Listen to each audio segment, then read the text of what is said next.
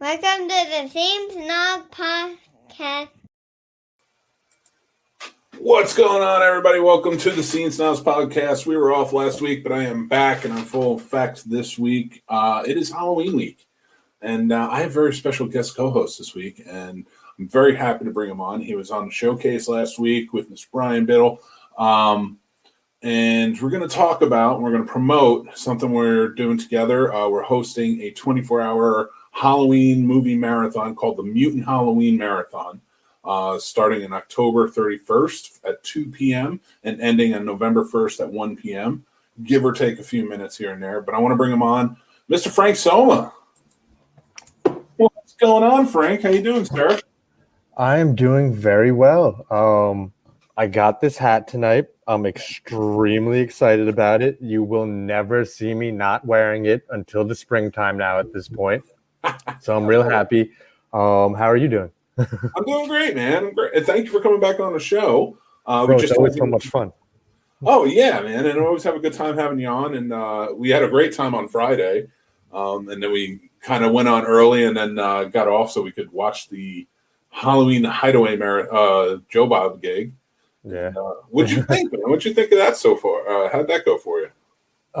I think that the segments were amongst the best they've ever done. I know, like, a lot of people were, like, turned off almost by how, like, produced and scripted it was. I don't even want to say a lot of people. Some people may have been, like, weirded out by that because historically, Joe Bob has made it feel like it's not scripted at all. Yeah. It's always scripted. He is extremely scripted. Like, he's very much he wants to say things very particular and very specific, but, like, he makes it so that you think it's live and kind of like just like spur of the moment. You think that like sly glance that Darcy gave him was like not planned, but it was planned. You know, all these things are planned. But the Hideaway immediately felt planned, clearly, because they did the whole Camp Crystal Lake scene up front where they were saying that they were in Jersey. Clearly that was planned and scripted, and then they were in front of a fake cabin, and it felt very like scripted, like I keep saying. But I loved it. I just liked it a lot. I really liked them like putting some some, I don't want to say thought. I just like some, I don't know how to explain it, but I liked it a lot. I thought that there was going to be more of a payoff with Yuki and John Brennan disappearing. Like Yuki went up in the tree or something, and like I thought at the end we were going to get something from that, but apparently it's leading up to their next episode. He said online that like there's going to be a payoff later on about that. So the movies, Haunt is all right. Haunt is good. It's the second time I had seen it. Yeah. I don't know if I exactly think it like fits in perfectly with the drive-in mythos and such. I was kind of turned off by the fact that he gave it 4 stars because there were no titties, and if there's no titties, you're supposed to get a half-star deduction. And then Hack-O-Lantern I had never even heard of, and so it was good. It was a fun movie. Like I love when he brings one of those movies you've just never even heard of. That's always that was a good dichotomy between Haunt, which is like a super popular like new Shudder flick, and then Hack-O-Lantern, which I'd say 90% of the mutant fam has never heard of. And it fits in well. I only recently, it was weird. I've heard of it. I remember it as a kid. But I thought it was called Jack-O-Lantern, not Hack-O-Lantern. Yeah. And for years, I always remembered it as Hack-O-Lantern. Oh, Jack-O-Lantern. Jack-O-Lantern, yeah. And then I was doing an interview actually with a distributor from SOVHorror.com. He finds old movies and old VHS movies and just distributes them. And he was talking about Hack-O-Lantern, and I'm like, which one is that? And he explained it to me, and I'm like, oh my God. So I went and I watched it. The only place I could find it was on YouTube. Mm-hmm. And I went and I watched it, and I'm like, wow, this movie is crazy. And I'm surprised this doesn't like make the rounds more in a weird way. It makes sense. Yeah, I'm sure it will now. Like, you know, he brings it to the forefront, and now it'll be like a lot of people's like go-to for the Halloween season. So that's the great thing about it. Like, you bring one movie that like is already popular enough because it's on a streaming service. It's brand new. Everyone's watched. I watched Haunt as soon as it was released, and then you bring another one that people haven't heard of, and now suddenly it's going to be one of their go-tos. So that's awesome. Yeah, I definitely think that Haunt was. Yeah, I agree. I don't know that 4 stars does it, and you're right. It should have been deducted the half star, but at least a half star for not having any breasts. But I mean, I gotta be real with you. Like, I mean, it was a good movie, but it's like a 3-star movie for me. Yeah. Like, I mean, to say it's 4 stars means it's perfect, and that's not. There wasn't no perfect movie to me. What did you think overall, though, like about the segments and everything in general? Well, I love the fact, being from New Jersey, loving going to Blairstown every once in a while just to celebrate the Friday the 13th franchise. I thought it was great that he was building it up. And, it's like, oh, we're here in classic Blairstown, I like that they didn't overly push the Friday the 13th motif. Right. Like you kind of got to figure it out. Hardened fans know, but yeah. So Camp Nobi Bosco is the camp where the first Friday the 13th was filmed. A couple people have been talking online since the Joe Bob special about getting together with the Mutant fam and like camping out. And some people commented, "Oh, Camp Nobi Bosco, they do tours." Yeah. But their tours are very structured. There's hardcore rules. They are an ongoing Boy Scout camp. And so there's kids camping there. And so the tours are like, you can't sleep there. You can't camp out. You can't go do your own thing. You are shown around by a tour guide who's like, here's where Kevin Bacon died. Here's where Adrian King chopped off Mrs. Voorhees' head. But like, you can't, like one of the rules, I was reading through the FAQ, can I run around with a fake machete and a mask? No, you cannot. I was like, what the fuck's the point? I don't even want to go then. Yeah, it is. It's so I visited there when I was younger, through doing Boy Scouts and stuff like that. And I didn't really see anything because I didn't know where to look. But I mean, I was at the lake and it was pretty cool. But a buddy of mine, they actually do sleepovers, but it's the way they do it is you have to email them on their newsletter. Okay. And then they do a special VIP. So it's like, I think it's like $1,500. Oh, wow. And then that's when, and it's only for like some, like you couldn't get like a whole crew together to go. Well, what's some? 5, 10, 15? I think my buddy had like 15 or 20. That's a pretty good crew. I couldn't imagine that many, more than that, like many people really showing up. Like if we could get 20 people for $1,500, that's a deal. Oh, no. 1,500 each. Oh, shut the fuck up. That's fucking crazy. Yeah. No, that's not happening. Or at the very least, it was him and his buddy were 15. And that's still like a lot, in my opinion. Yeah. But there are camps. Weirdly, there's camps next to it. Yeah. You can rent.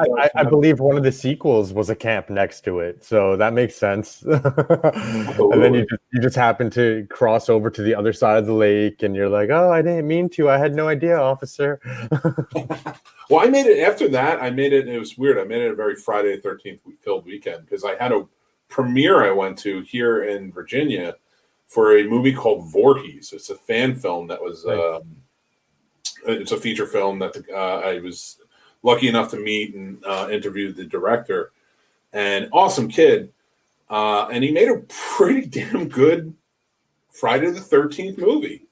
Is it going to be available to watch online at any point? It will be. Its premiere is on Halloween. Sick. I will definitely watch that. Yeah, he did a great. He even took the actors up to Blairstown to shoot the first 5 minutes of the movie. And then he shot the rest here in Virginia, of course, because it's where he's from. And he made something different. I mean, listen, it's better than some of the movies in that franchise for sure. Did you watch Never Hike in the Snow's premiere a couple days ago? Not the new one. No. How is it? Was it good? It started off real strong. It had some good scenes, but it felt like it ended abruptly and that it was not a full story. But I understand that Vicente, what's his name? DeSanti, whatever his name is, the guy who directed it. I understand that he wants to do like 5 of them. So I feel like he was really opening up the story for what he wants the next 3 or 4 to be. But I just didn't expect for it to end so abruptly. So that kind of took me off guard, because the first one was an hour long, Never Hike Alone, and the second one was only like 28 minutes, 25 minutes maybe. So but I mean, that's a good thing. It's a good thing if you're like, I want more. Like, that means that they've hooked you a little bit. Oh, absolutely.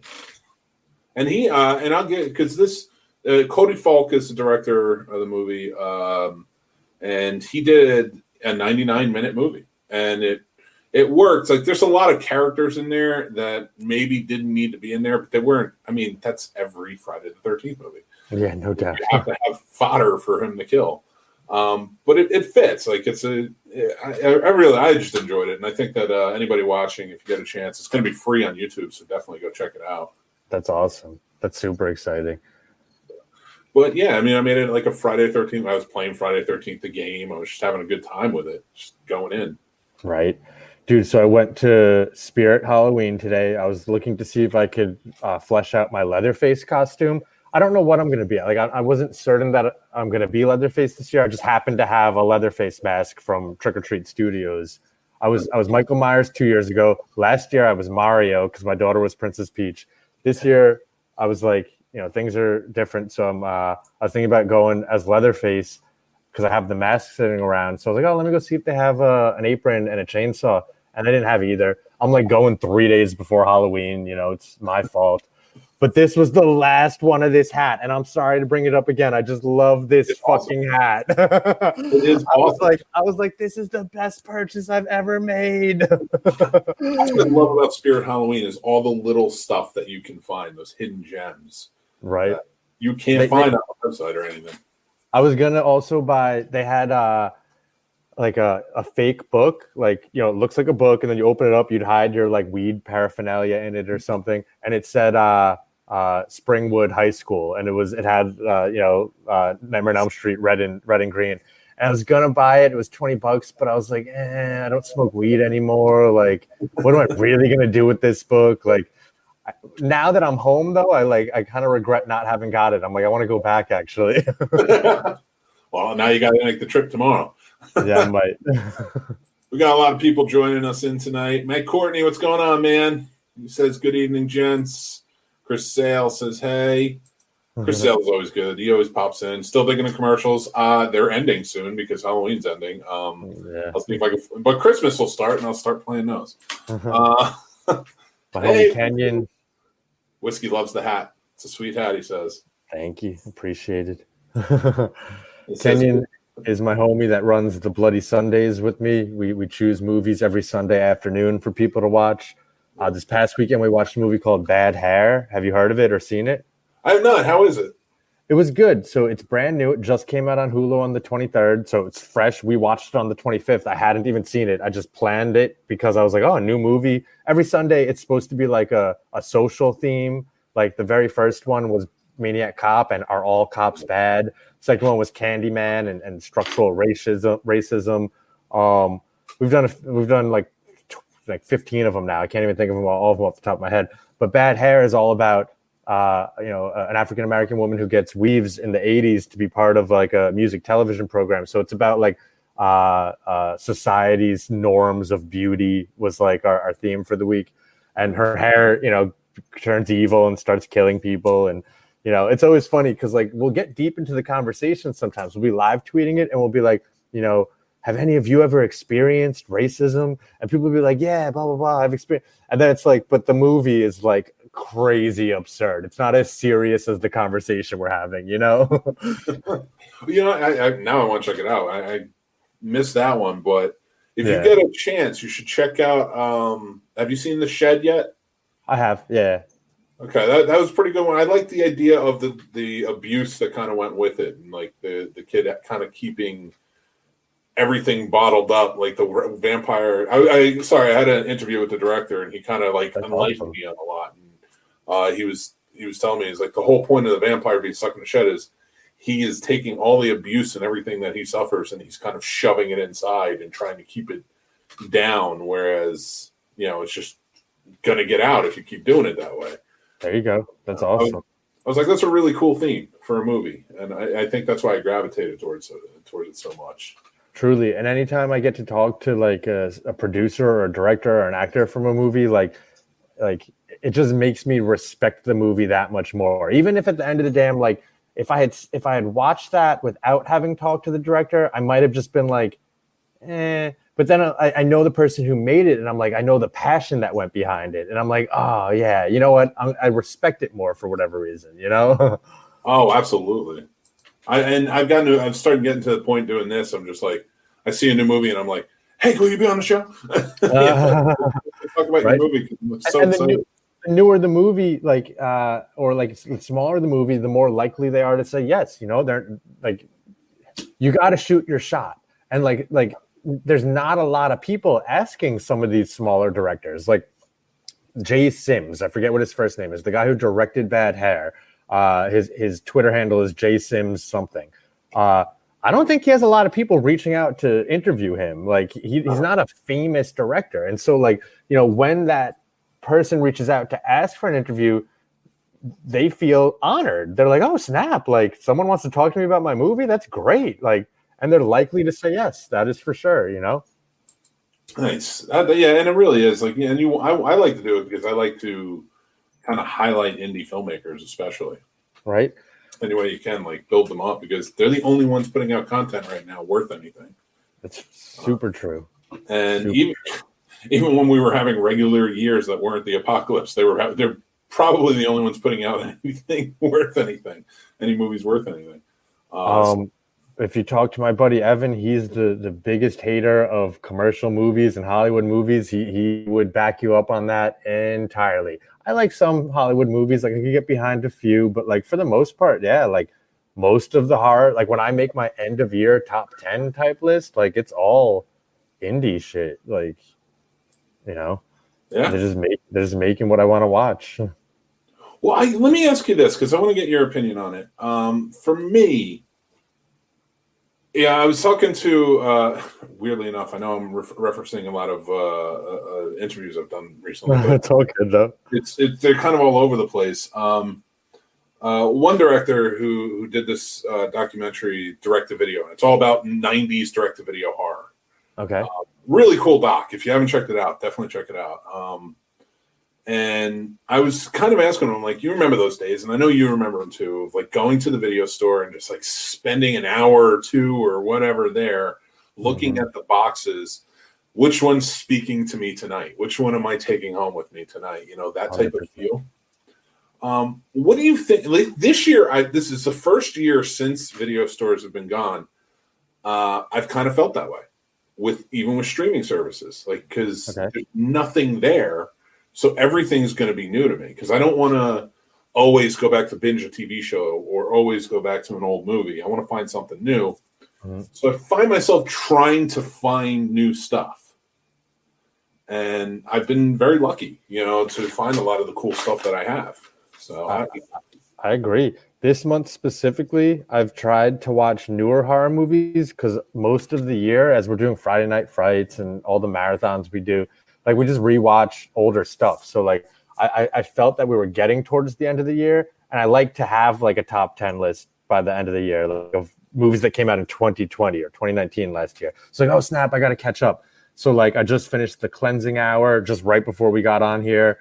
Bad Hair, let's see, Rent-A-Pal, The Owners, Come to Daddy, The Wolf of Snow Hollow, Vampires vs. the Bronx.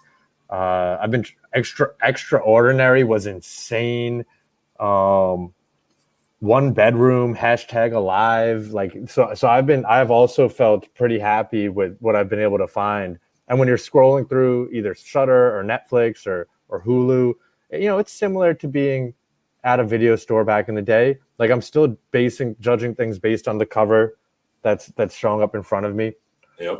But we do have the benefit of then also like immediately having the trailer stream right in front of you, and then just to be able to pick up your phone and be like, well, what did this get rated on Rotten Tomatoes? And we have like,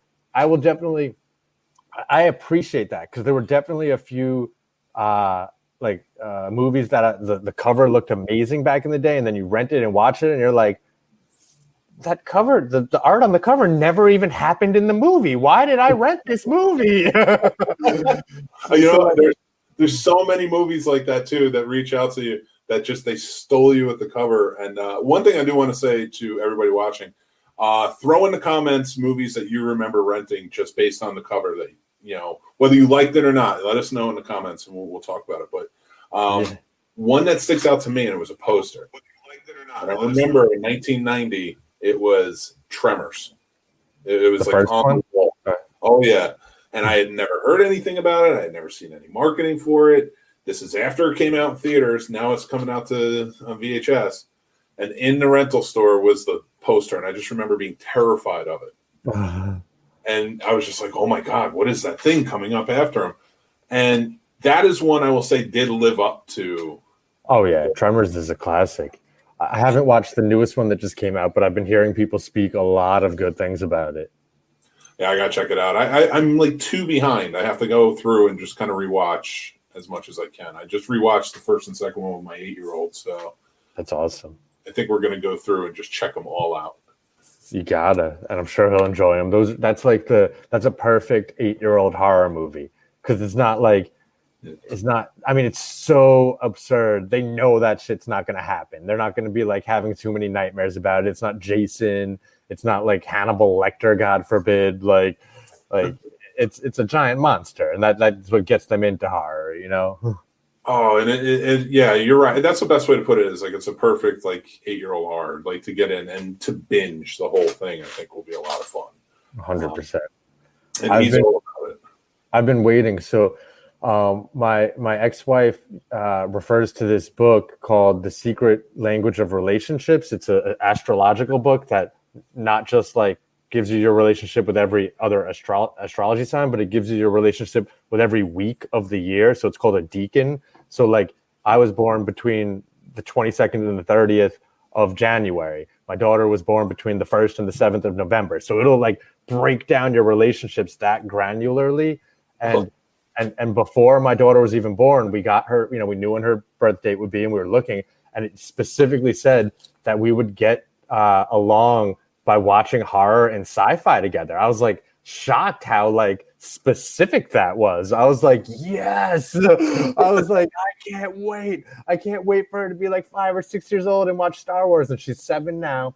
And she won't quite watch horror with me yet. But she's always liked being scared. Like, for instance, when she was like 2 or 3 years old, she would watch The Land Before Time. And I don't know if you remember the very beginning of The Land Before Time, but there's thunder striking and a Tyrannosaurus Rex trying to eat another thing. And like it's scary to a 3-year-old. And she would run around the table, like screaming and closing her eyes and looking and closing her eyes. And I was like, yes. I was like, this is it. This is it. She wants to be scared. Don't get me wrong. At 7, I'm not going to be able to show her Silence of the Lambs. I'm not going to be able to show her even Nightmare on Elm Street at this point. Although I was watching it when I was 7, it's just a different age.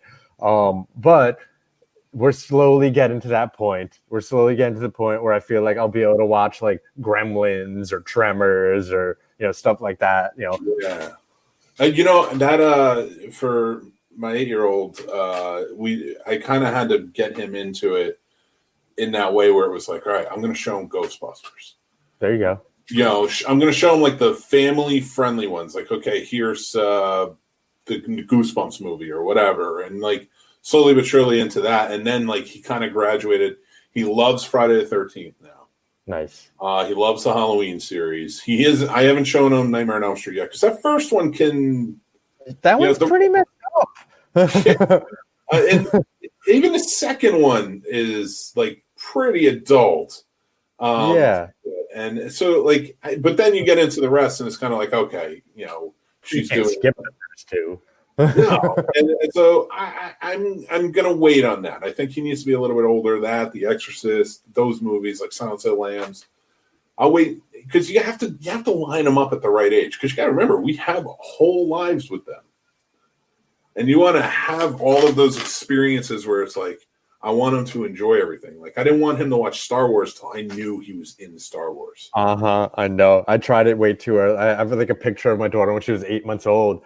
hanging onto the side of her pack and play with the scroll coming down. And I was like, yes, yes. Like it was a good picture of her looking at the screen, but within 5 minutes she was done. You know, like Oh, definitely. And once you get into it and they are into it, you're gonna love it. You're gonna have so much fun. And yeah. I'm still in the phase where like I gotta get into what she's into. Like she's really into SpongeBob. She's really into, you know, the ponies and Monster High girls and stuff. The biggest win I had when she was like 4 or 5 years old, I went to a Comic-Con in Austin and I got her a Batgirl DC superhero girls figure, and she latched on to that. She now owns every single DC superhero girl figure. You know, she has Wonder Woman and freaking Supergirl and just all of them. And she's watched the cartoons and stuff. And I'm a Marvel guy through and through. Don't get me wrong. But if she's gonna get into comics at all, like, all right, cool, you can get into those. That's cool. I'll watch these cartoons with you. I feel like this is something we can bond over. It's not My Little Pony.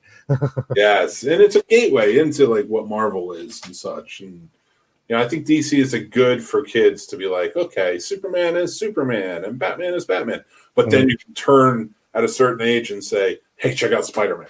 Yep. Check out the X-Men. Yeah, like they have problems and it's fun. They truly do. You know, so I think like stuff like that, like my 4-year-old is just into scary stuff. And I think that's because he has my gene. I think boys are easier to get into it than girls. Like, yeah. The 8-year-old took a little while. He got a little scared. The 4-year-old is like, the 4-year-old got pissed the other day because I was sitting there watching Halloween H2O. I only watch it during Halloween, but I love Halloween H2O. You don't gotta prep that like it's a bad thing. That's a great movie. It is. I think I put the negative connotation of like the others kind of drive me crazy. Okay. I like 4, 5 is like, you tried to copy it. It just wasn't great. She's mute now suddenly. 6, of course, I have the poster up because 6 has its qualities that you can enjoy. Tommy Jarvis being back. Not Tommy Jarvis. Excuse me. What's his name? Tommy Doyle. Yeah. And there was some good kills in it. It's just obviously the cult stuff gets a little weird. Like it's a little bit unusual. But I thought H2O really brought it back. Like H2O was the Halloween 2018 refresh of its time because it ignored a bunch of the sequels as if it was a sequel to the original. People just didn't give it that same respect at the time. And then of course you got the zombie ones, and then we came back and we ignored everything again, and we just came back with a whole new sequel. As I rewatched the 2018 Halloween over and over a little bit more, I like it less and less every time I watch it. But I've never liked H2O less. Like every time I watch it, I still like it just as much as I ever did. It's not a great movie, but it's good. Yeah, you know what? I like the 2018 version because I like the grittiness of it. I thought compared to Rob Zombie's, that was the right amount of gritty it needed to be. Rob Zombie took it a little too overboard, in my opinion. 100%. But I do like the campy vibe of H2O. Right. Jamie Lee Curtis is back, and you have her kid in it, and it's just a campy, and but it's still a different feel because it's in a school, So I mean, I do like it. I like it the same reasons I like the remake of House on Haunted Hill. Yeah. Just solid. A solid horror movie. Like, I mean, a lot of people I think put those down because they say they're inferior to the original, but everybody says that about everything. That's not always true. Right.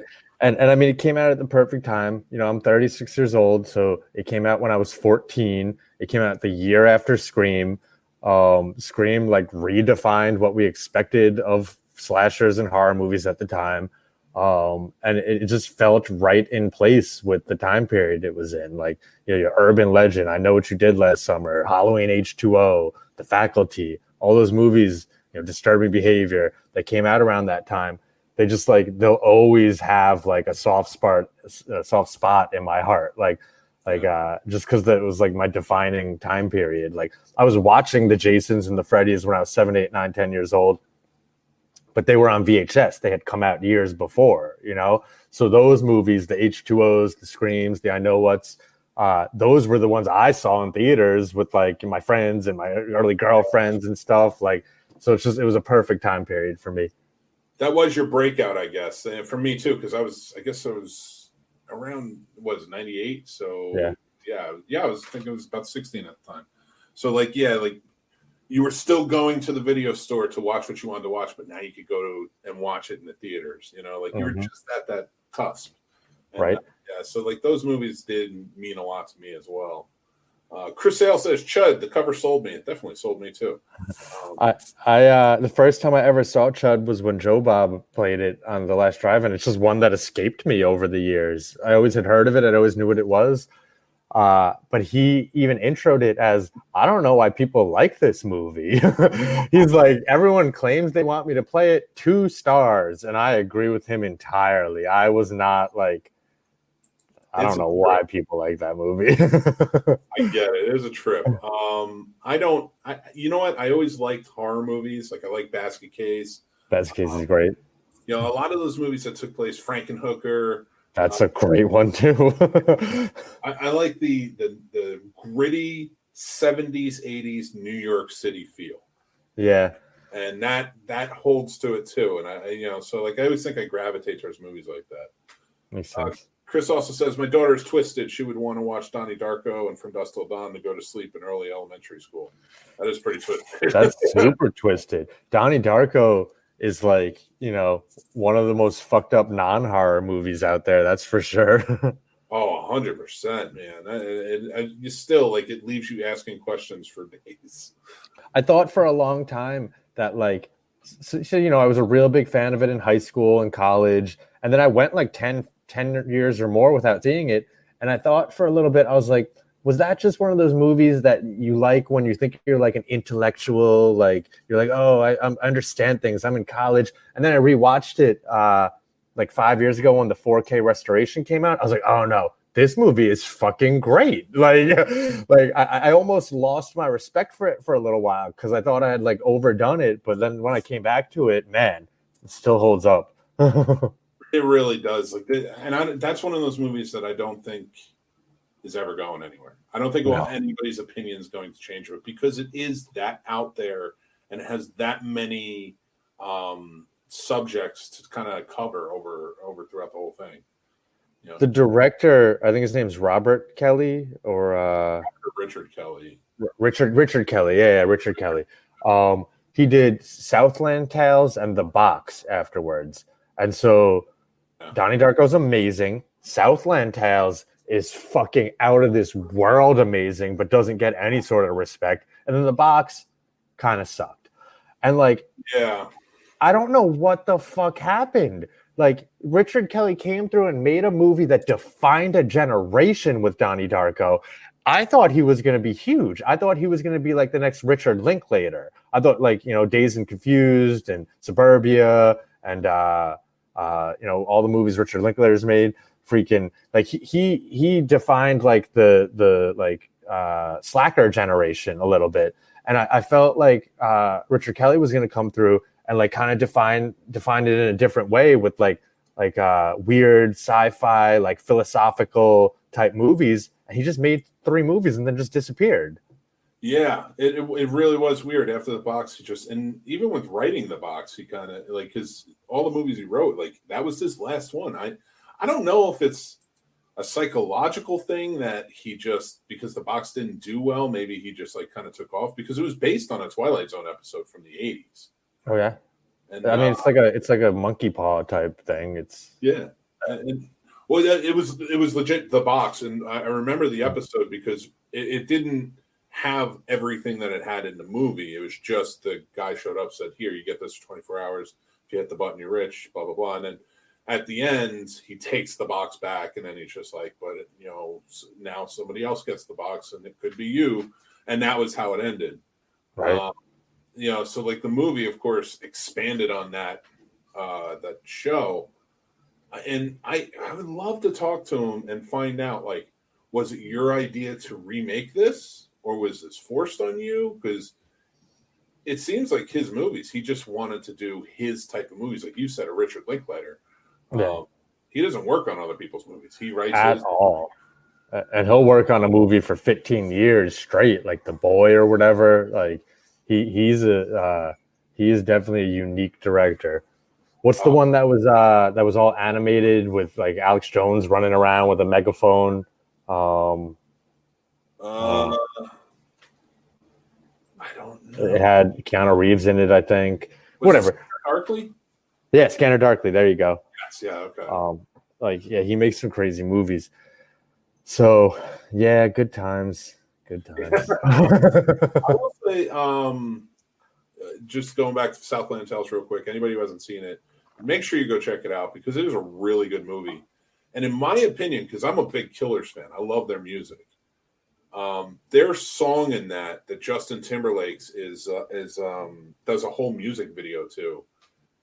It is an amazing like video. You know, basically, he does the whole song too. He lip syncs the whole song, and does like a music video to it throughout, and it's really well done. So people should definitely check that out. But there's one thing I kind of wanted to move into because we're getting really ramped up. I know.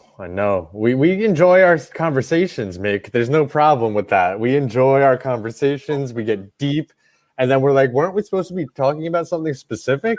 Have you on the show just to have a conversation with no prerequisite of like having anything going on so we can just talk. I know, bro. But we do have to talk about it because I want to make sure that it's mentioned. Mutant Halloween is coming up. You got it. Yeah, so please tell us a little bit more because you run mutantfam.com, which is an amazing website, and everybody should go to it and start following the Mutant Fam soon. But I want you to explain a little bit how Mutant Halloween works. So Mutant Halloween is going to be a 24-hour live tweet marathon. We've been doing this since Memorial Day, I guess. Memorial Day is the one in May, right? Labor Day is in September. So 6 of us have been getting together for all the major holidays going back from Memorial Day. I think we even did St. Patrick's Day.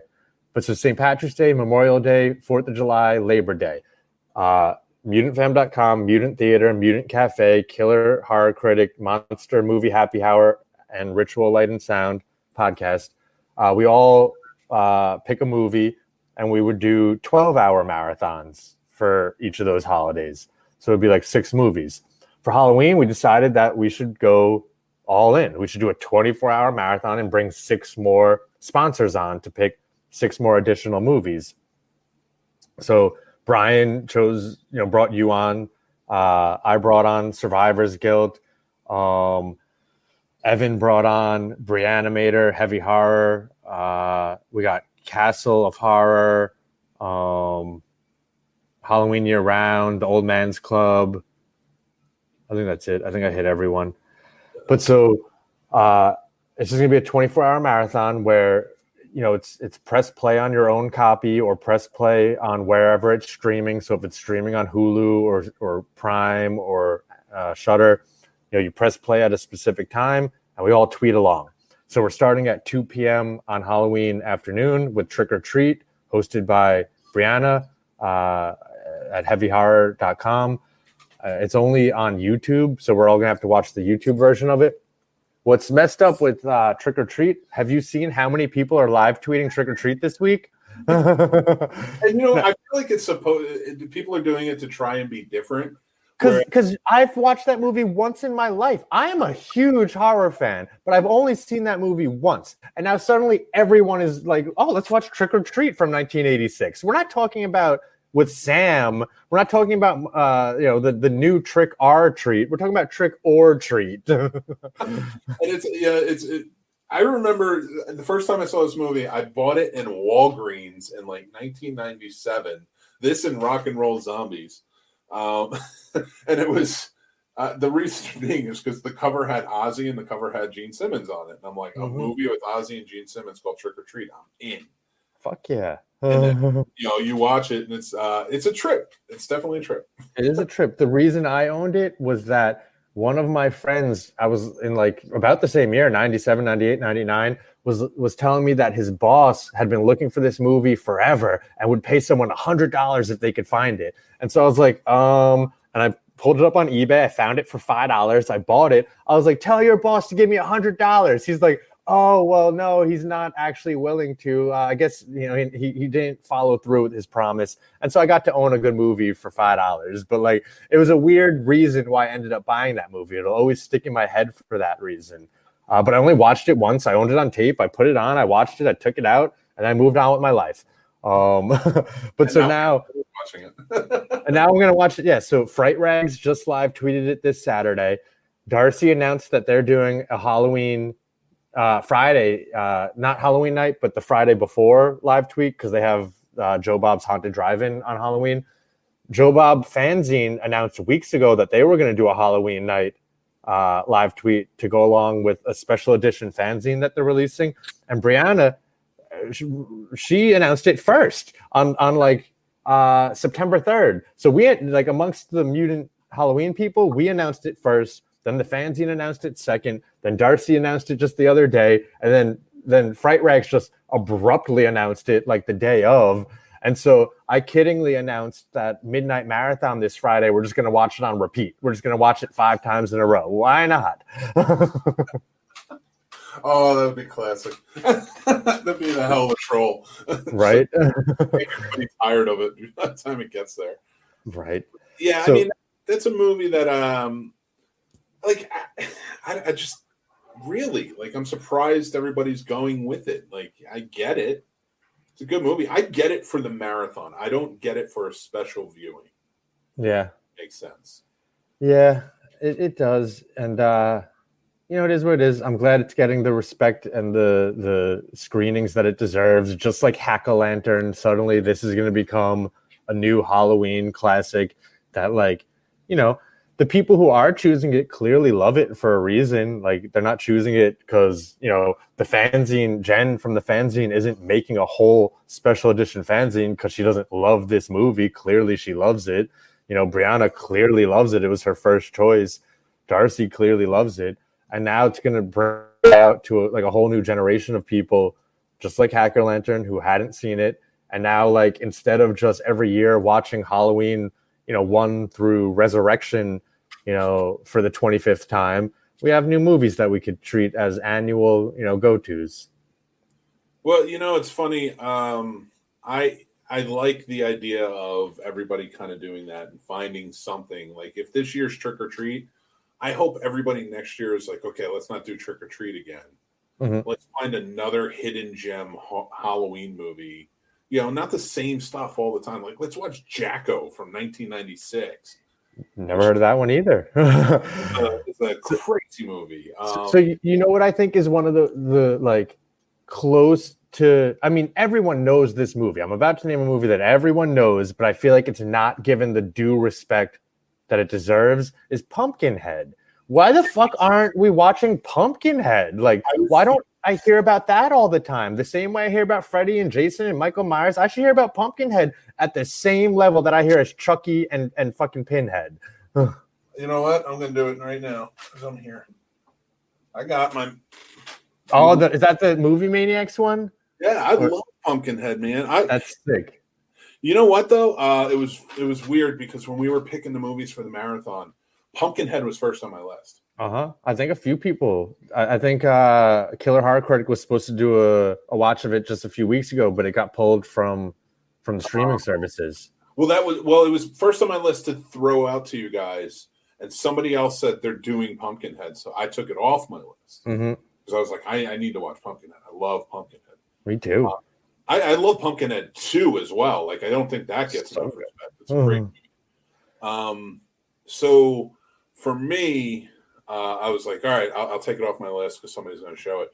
And I went with Fright Night, which I think is it's a really meta choice for this. Like, I mean, that'll be at 10 p.m. Yeah, that's a good time for Fright Night too. I feel like that's a super popular movie to get everyone hyped up. Yeah, and going right into the overnight, like I think it would really help. It was like my big thing was either like Night of the Living Dead, which I thought was too slow, Yeah. and I didn't want to do that. But Pumpkinhead was on like big on my list, and that or Pumpkinhead 2. I couldn't decide which one I wanted, but I think I was going to go just Pumpkinhead in case nobody had seen it. So I'm huge into original horror movie posters, like original theatrical posters, like yeah, I mean you could see Scream. I got the original Halloween, the original Texas Chainsaw over there. I got a closet filled with tubes. And so I rewatched Pumpkinhead 3 years ago. I hadn't seen it in like 5 or 10 years. And I immediately went on eBay and bought the original poster. Like you'd be shocked how cheap some of these like lower tier horror movie posters are there for like $25. Like you would think, like if I were to try and buy the original Halloween poster again today, I mean I bought that when I was like 15 years old. That's an $800 poster right there. Like Texas Chainsaw Massacre is like $1,000 poster, but like Pumpkinhead's $25. Like I think it deserves to be a little bit more expensive than that. But I'm grateful that I got it for that cheap. It really is. Like it's one of those ones that should go down. But I think Pumpkinhead, Candyman, which is starting to get more of more respect as it goes on. Even like Pennywise for a while until the remake came out. Like they were all like considered, I think, second tier to like the Michaels, Jasons, Freddy. Of course, yeah. Which I feel like even Pinhead is kind of second tier at this point. Like, and like I never understood it because I think Pumpkinhead is scarier than Chucky, or Candyman is definitely scarier than all of them because like it's terrifying. Right. You know. I got into a debate over Candyman the other day with someone. We were talking about like 90s icons. Someone was asking something about how does Ghostface match up to like 80s horror icons like Freddy. I was like, Ghostface, I think, redefined horror more than Freddy did. Freddy had a bigger cultural impact than Ghostface, but Ghostface and Scream redefined horror more than Nightmare on Elm Street did. Yeah. I don't think all the movies for 5 years after Nightmare on Elm Street were like changed because of that. But every movie after Scream was changed because of that. And then I brought up like, and I think Candyman is the second most popular 90s icon. And someone was like, well, do you really think people know Candyman that well? I was like, I think everyone knows you don't say Candyman 5 times in front of a mirror. That is fucking lore. You know that. And I know it's based on like previous urban legends and stuff. It's not all just based on Candyman. But I feel like I'm so grateful that the new movie is coming out and it's going to bring it to a new generation and it will continue on, because I did feel like there was getting a little bit of a lull where like it's been so long that Candyman could be forgotten a little. You shouldn't forget Candyman. That motherfucker will come back and get you. 100%. And it's, for me, yeah, I agree. Like Ghostface, Scream, it definitely did. It opened up the world of horror again into the mainstream. I think Nightmare on Elm Street, the first one, sort of did that and had that impact. But then they came out with the second one, which I like the second one. A lot of people don't. I enjoy it. It's good. But it's weird and it's out there and it's slasher. Mm-hmm. It's the dark one. Like, you know, the third one became like more like trippy, psychedelic. It wasn't silly when you did Dream Warriors, but it was like trippy. You know, by the fourth, it got silly, but the second one's super dark. Yeah, 100%. But it was still like I feel like they went with a different formula because they moved away from Wes Craven. So it was like, we're still going to make a commercial formula to this. Whereas before Nightmare on Elm Street, you didn't really have any supernatural horror movies coming out. Like Jason was supernatural, but there's still not really. By at that point, he hadn't been in 84. So you had 80, 81, 82, 83. You had the first 4 Friday the 13th movies, and he wasn't supernatural until the 6th one. Yeah. Because the first 4, he was still just a dude. It was all taking place in like a 3-night span. He got hit with an axe and he died. 5th one, he's not even alive anymore. 6th one came out in like 86 after A Nightmare on Elm Street, and that's when he came back and became Zombie Jason. Yeah, and so for me, I feel like Nightmare on Elm Street could have had that cultural impact on horror movies, and I think it sort of did in a way where more horror writers were like, okay, Freddy's pretty popular. Let's make Hellraiser. Let's make Chucky. Let's Chucky. make Pumpkinhead. Yes. But I don't think it was, I shouldn't say cultural. I think it was an impact on the film industry. Yeah. Okay, we can open this up. Doesn't have to just be slashers. So it kind of gave us a breath of fresh air, but it did not have the impact Scream did. Scream changed horror for fucking like 10 years for sure, if not longer to this day. Yeah. So to get back to the marathon, after Trick or Treat, we're gonna do a vampire double feature with Vampire Circus and then Vampire Lovers. I ain't never seen either of these movies. Have you ever seen Vampire Circus or Vampire Lovers? I have not. I'm excited to. I think they're both Hammer movies. Monster Happy Hour, Monster Movie Happy Hour chose Vampire Circus, and Castle of Horror chose Vampire Lovers. I feel like those are good afternoon movies.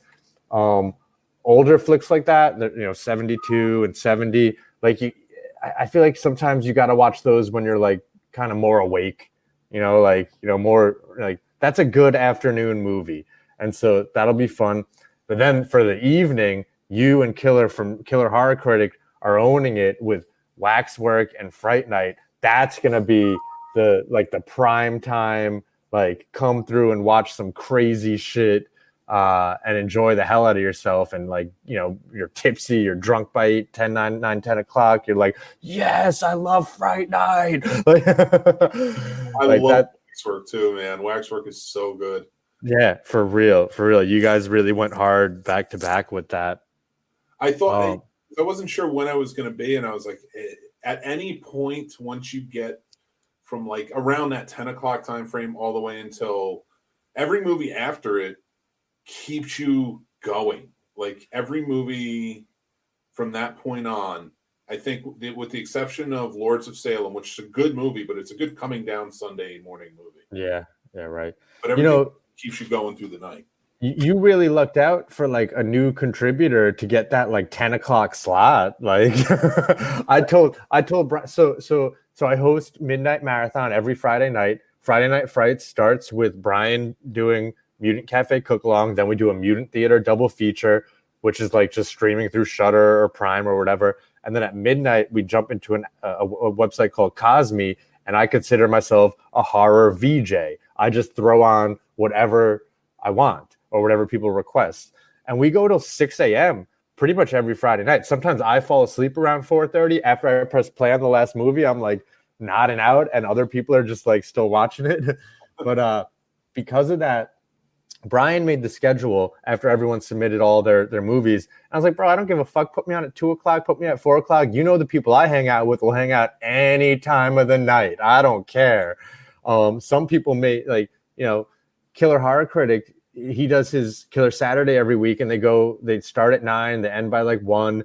Like, I know he doesn't want to be going at 3 in the morning. Like, he's a normal person. He kind of wants to be asleep at some point. Not me though. So, I went with the 2 o'clock shift, and then my buddy John went with the 4 o'clock shift. But before we get to that, after Fright Night, we have our midnight movie, which was originally supposed to be Triangle from my buddy Evan, oh my God, Light and Sound Ritual. Ritual Light and Sound. I'm so sorry, Evan. I'm so sorry. I'm drunk. Ritual Light and Sound podcast. He was originally supposed to do Triangle, and he switched it up to Blair Witch 2, Book of Shadows, just today. I saw that. Did he switch it up just because he wanted to switch it up, or he switched it up because Triangle's only available on Tubi, and he refuses to make people watch a movie with commercials. So the movie I'm hosting is only available on Tubi as well, and I felt like I'm a piece of shit now. I'm going to make people watch it. Like, should I switch my movie? I'm surprised Clown is only available on Tubi. Yeah, right. Me too. But by then, whatever. Like, sometimes you enjoy the commercials. Like, you need breaks, man. I need to go pee. I need to go grab a beer. I need to go grab something to eat. Like, it's cool to take a little commercial break. So let me ask you this: what do you think of Blair Witch 2? Well, all right. So that one is a terrible movie that always has a soft spot in my heart. I watch it over and over. Well, do you really think it's terrible then? Like, I mean, because All right. or are you just like going with the general consensus where most people think it's terrible? Because you don't gotta lie to me. I like Blair Witch 2. But that's the thing. I do like it, but I always felt like I was the only one. But story-wise, it's not great. I love the feel of it. I love because I liked the first Blair Witch, but it needed that narrative feel, and that's what Blair Witch 2 gives you. Right? Like when I rewatch the first one nowadays, like I rewatched it like maybe 4 years ago. Like I haven't watched it in the last couple of years, but when the new Blair Witch came out, I rewatched the old Blair Witch. It doesn't hold up. It really doesn't hold up. Like it's so it was so of its time, and it was made like 3 years before the whole world changed. I feel like could like no kid could get behind the idea of losing a map in the wood. Oh, the map got thrown in the lake. Like, what the fuck is a map? That is true. No, that's my favorite scene in the movie. And back then it was incredible. And you know what? That movie like was insanely popular for the idea that we thought it might have been real at the time. That found footage was totally fresh and new at the time. That like no one saw the stars going on the circuit and doing interviews. We all thought they were dead. Like, I mean, that was insane when that movie got released. But like just 3 years later, the internet kind of started taking off, and like you're like, well, I got MapQuest and stuff, so I don't really need a map. And then just like 5 years later, we got iPhones, and it's like, you know, it's real hard to like watch that movie and like really be as scared as you were originally. But the second one with the narration, like you said, I think you could still kind of like get behind it. Like there's still something to like not necessarily be afraid of, but like to at least like latch on to with the second Blair Witch. Like I will say this, I liked Triangle. I think it's a good movie. Mm-hmm. Coming off of Fright Night, knowing I was going to watch, going forward, I was a little more excited when I saw Book of Shadows pop up. Okay, because awesome. I was like, there's something about it that's a little faster moving than I think I need right after a Fright Night. Yeah, it is. It's like a studio movie. It's Hollywood. It's produced. I've never seen Triangle, but I like assumed it was going to be a slower movie. I could tell it was going to be a thinker. Like, so I'm happy with Blair Witch 2. Evan had thrown out two options the other day, and one of the chats we're in, I forget what the other one was, but I was like, Blair Witch 2. I immediately was like, Blair Witch 2, that's your option. That's the only option. And he went with it. So then after that, we have Daylight Savings. Thank you for Halloween Year Round for reminding us of that, because none of us knew Daylight Savings was happening. None of us. So I guess at 1 o'clock we'll do Clown, not 2 o'clock. Although, yeah, so Daylight Savings happens at 2 a.m. So suddenly at 2 a.m. it'll jump back to 1 a.m., right? That's how it works? Yeah. Right? The best bet is whatever it is at the end, because it's going to be 2 o'clock, not counting Daylight Savings Time. So, like, let's say it isn't happening. It's going to be 2 o'clock when we finally press play on Clown. So if it says 1 o'clock, you know you're in the right place. If it's 1 o'clock. Exactly. Right. So Clown's real good. That movie's fucking so twisted, so fucked up. Like, I couldn't believe it. Like, I've only watched it once as well. Like, I watch a lot of movies only once, because I watch so many movies that I could hardly ever go back and rewatch stuff. I'm always just moving forward to the next one, except for the classics. Like, I've watched fucking Friday the 13th and Halloween like 7,000 times. But man, that movie took me off guard. Like, I didn't expect it to be like. I got the gulag on right now, and like it's making some real scary sounds. It like freaked me out for a second just now. I'm like, wait, what does that sound? You hear that, right? Like it got loud for a moment, and I was like, uh-oh. The only thing. That movie's fucked up. And then after we get the fucked up clown movie, we'll go for the fun clown movie. which you Killer know what, Clowns from Outer Space. still has some of the creepiest shots, man. When they're all walking towards the town through that forest, that's like one of the best framed creepy shots in movie history. And I want anybody to argue that with me, because I stand by that. That the Chiodo brothers did such a great job with that movie. For real. As cheesy as it is in different like aspects of it, and like the like how people look at it nowadays and such, like it definitely has some pretty creepy scenes in it for sure. And then, like you mentioned, Lords of Salem at 5 a.m., which is like a nice morning time movie to eat breakfast with. Yeah, it's not really nice to eat breakfast with, but Meg Foster naked running around is great, right? But not Meg Foster, like 2009 Meg Foster. Dark Knight of the Scarecrow at 7. I've never even heard of Dark Knight of the Scarecrow. Have you? Yeah, it's you're gonna enjoy it. It's okay. a movie for sure. All right. It's twisted. What do you think of? Let's hop back. We jumped over Lords of Salem so quickly. Where would you like place Lords of Salem in the Rob Zombie pantheon of movies? Probably lower, but okay. I didn't dislike it. See, I agree with that, because like I love 31. There's a lot of people that would place 31 towards the bottom, but I thought that was a fucking good ass movie. I like the Halloweens, House and Devil's Rejects are terrific. So Lords was like one of the slower ones. It's like more of the like classier, like artsy fartsy ones, which it almost stands out as like kind of not like a Rob Zombie movie. I feel like it's really like not his style at all. Did he write that one? I'm not sure. I feel like he writes and directs everything he makes. Well, my big thing with Rob Zombie always was like the dude needs a writing partner, 100%, because like his movies are beautiful. There's the stylistic nature of all of them are great. I think they're awesome, but his stories tend to fall flat unless they're very simple. And 31 like had a simple storyline. Beyond simple. Haunt, obviously, a lot of people were bringing up 31 during Haunt the other night, because Haunt was like a Hollywood polished version of 31, like not quite as gritty, That I would be happy to see 31. I'm surprised they haven't done it on the Last Drive-In yet.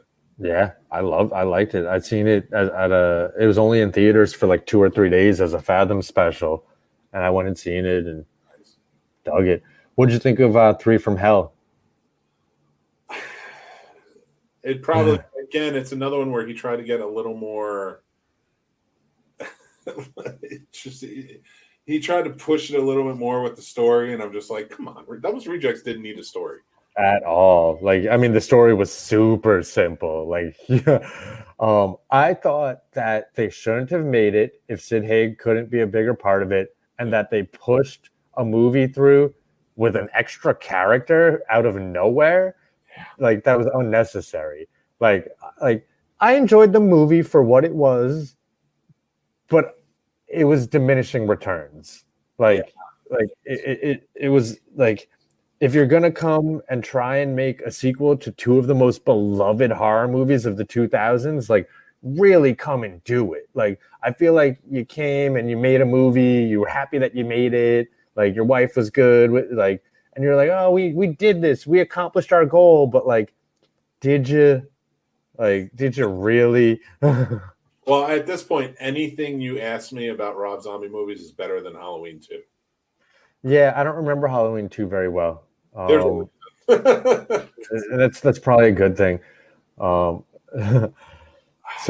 after that, where do we go after that? So we had Dark Knight of the Scarecrow, which I don't know anything about, and then Squirm, which I also don't know anything about.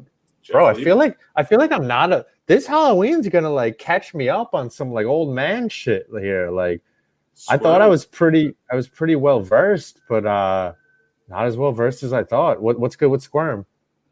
Squirm is kind of a twisted movie, man. It's good though. It's a lot of fun. It's Jeff Lieberman movie.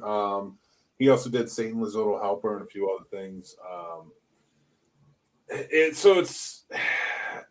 like worms that are how do I explain this? Because it's just basically worms eating people. That's really what it comes down to. Like it's Sounds like Tremors to me. regular sized worms. Oh, dang. That's sick. I can do that. It's an interesting, yeah, like they get into the people's bodies and stuff and like control them. And it's a weird scenario, but it's very cool. It's a very cool indie project of the time in the 70s. Cool. Worth a watch. But then we wrap it up with, I think, the gold standard of it all, Texas Chainsaw Massacre 2, which I saw in theaters 2 years ago. I went and saw it at Austin Cinema Arts Center with a couple of friends, and like it was so cool to watch that movie in a theater full of fucking horror fans. Like just like fucking freaking out over everything awesome that happened. Like I couldn't have been happier that night. And Chop Top, Bill Mosley, he liked and replied to some stuff the other day, so we're trying to push for him to come hang out. That'd be amazing.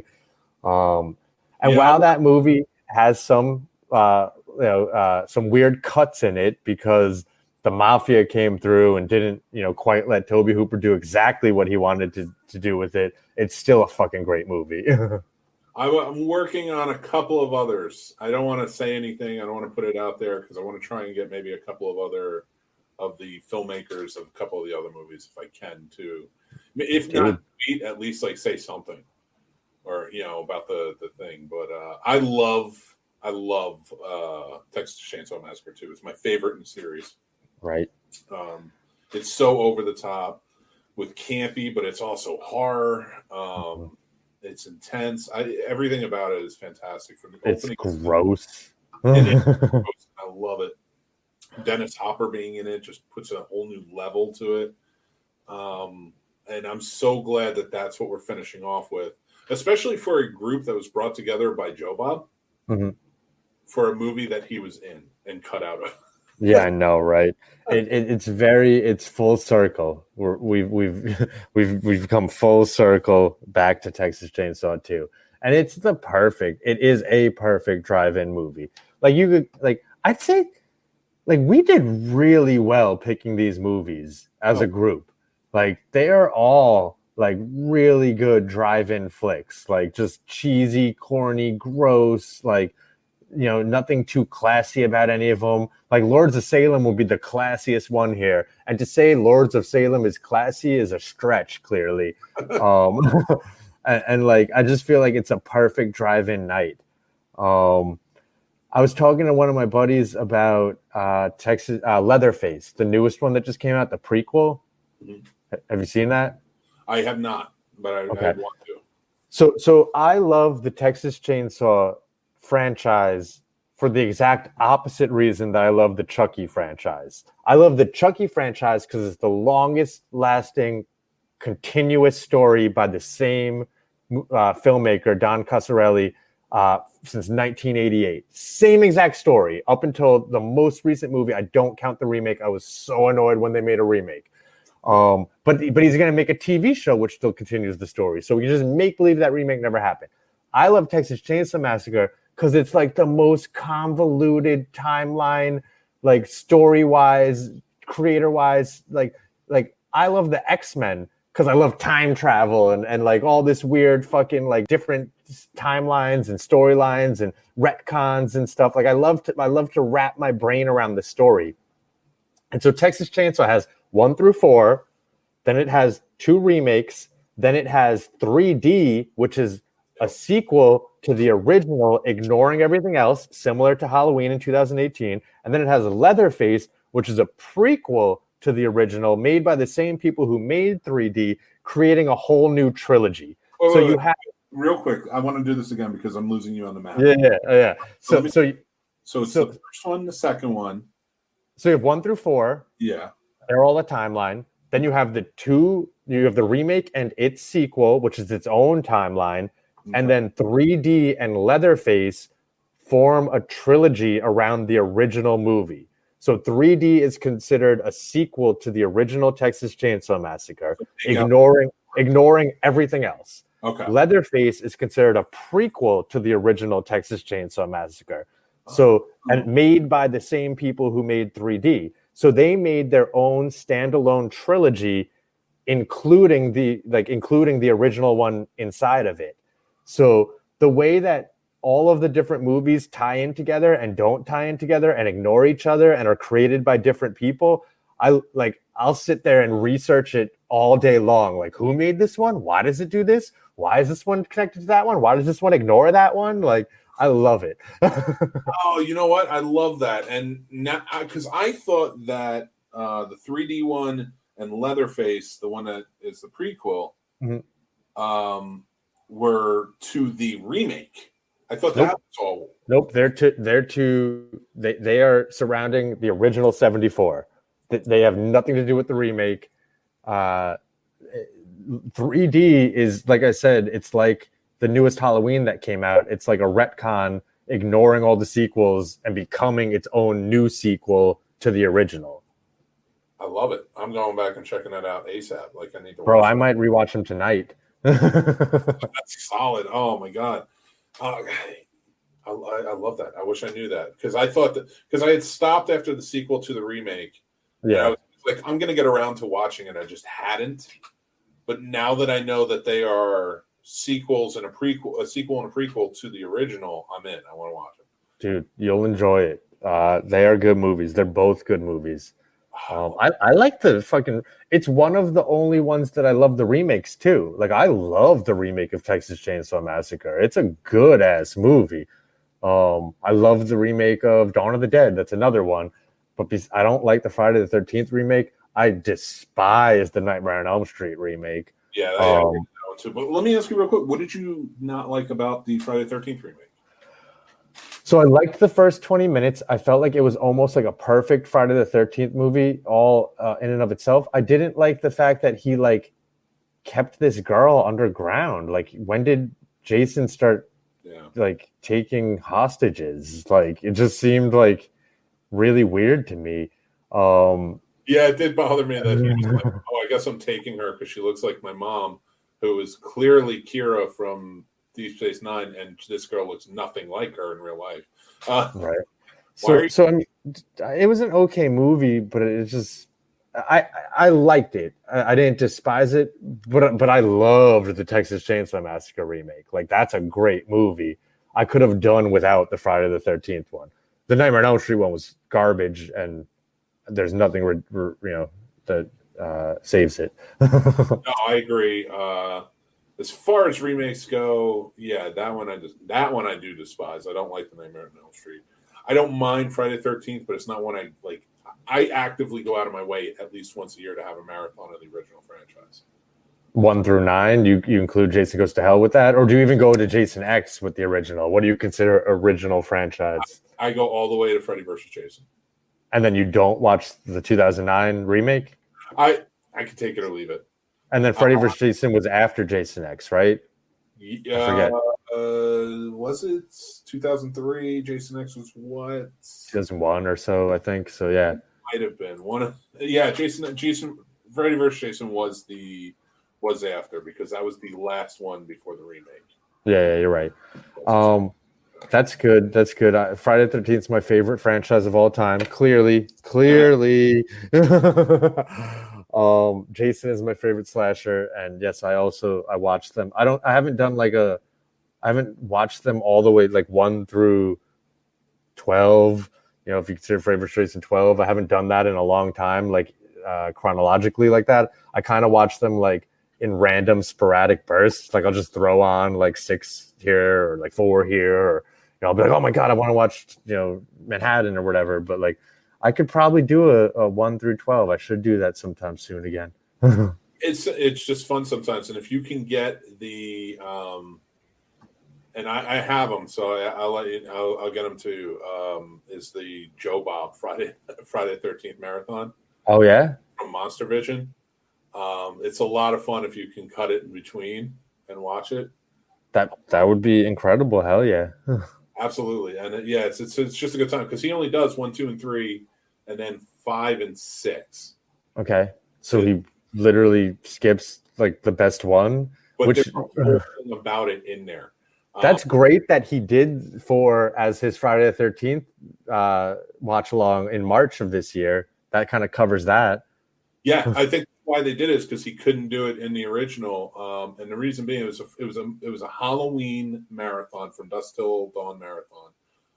Chris, I just want to say when you check out Texas Chainsaw Massacre, let us know what you think because I'm going to be checking out this weekend too, and also make sure not this weekend because I have a 24-hour marathon. Maybe I'll start it off that way. But yeah, also join us for the Mutant Marathon. But Mutant Halloween, right? we got way off topic many times, but yeah, join us for Mutant Halloween. Absolutely, hashtag Mutant Halloween, and we'll just be having a good old time. But I will say, like, it's a fun thing he does. But I guess during it, like he's like going. It was actually just like Halloween Hideaway, the way they did it. He played it up like somebody was stalking him on the set, and like the crew just started disappearing. Okay, so he's like throwing homages to his old shows. That's great. And he would go through, and then finally at one point they finish up on 3. He comes back from the break, and he's like, "What do you mean we don't have 4? What do you mean Ted didn't pay for 4?" And like he's walking around complaining to everybody. He's got an axe in his hand. He's like, "Something's going on here, blah blah blah." And then they go right into 5. It's pretty wild, but it was a fun one. So I'm glad he did. You could kind of take last March's Halloween 4 and like kind of put it in there. Awesome. I'm excited. This Friday, we're gonna do House of 1,000 Corpses for Friday Night Frights at 7:00, and then at 9:00, we're all gonna jump in and watch. I mean, I'm gonna jump in and watch Trick or Treat with Darcy, and then I'm gonna watch Trick or Treat again the next day with Brianna. I don't care. What the fuck? Because it's going to just be a fun time, and it's still fun. It's a good enough movie to watch it. And honestly, I won't be paying enough attention Friday night. Like I'm going to be watching the YouTube video of Darcy and Joe Bob watching Trick or Treat, talking about it and stuff. So then on Saturday, I'll actually just watch the movie. Like it's almost kind of perfect. I think it's great. Like we should latch on to that as advertising. Like, hey everyone, last night you watched Joe Bob and Darcy watch Trick or Treat. Now on Saturday, let's actually watch Trick or Treat. You know. Well, and that's a great part about this, and kind of like this whole marathon is going to just be a lot of fun because Friday Night Frights, if anybody doesn't know, who's ever's listening or watching, Frank hosts it. It starts out like it's monsters. With Brian and Chris and Dave and Scott and Mary. I don't host it alone, but sure. I don't want to take all the credit or nothing, you know. Hosts to jump in there. It's always an amazing time. You guys have good time with everything, and you show just awesome movies. And like Brian does a cooking show, which is great. Mm-hmm.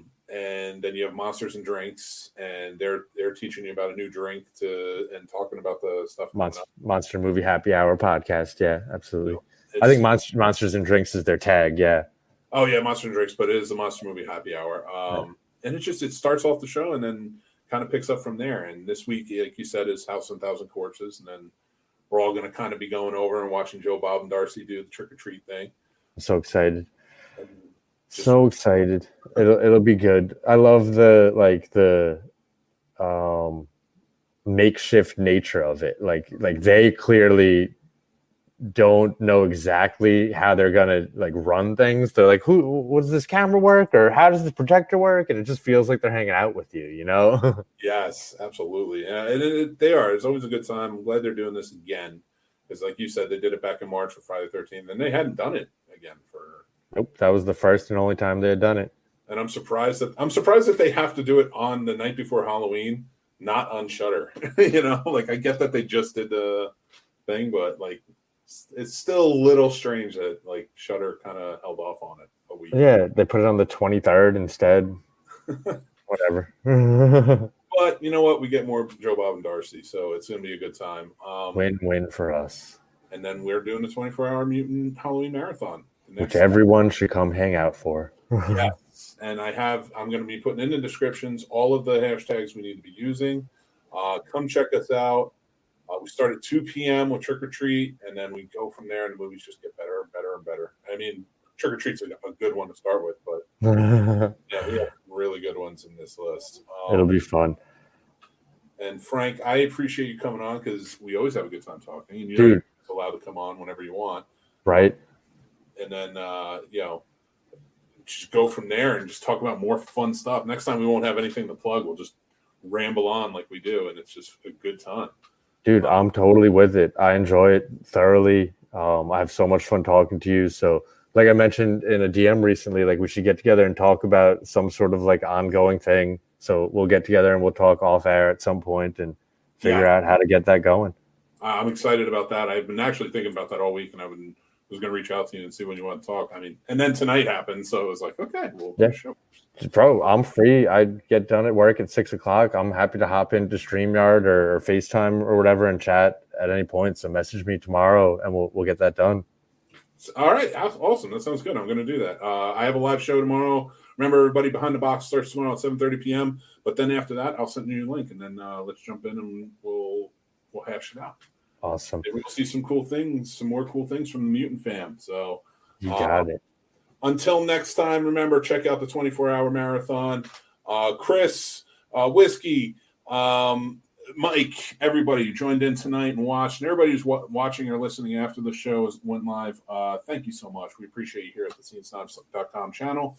And, follow us at the Scene Snobs.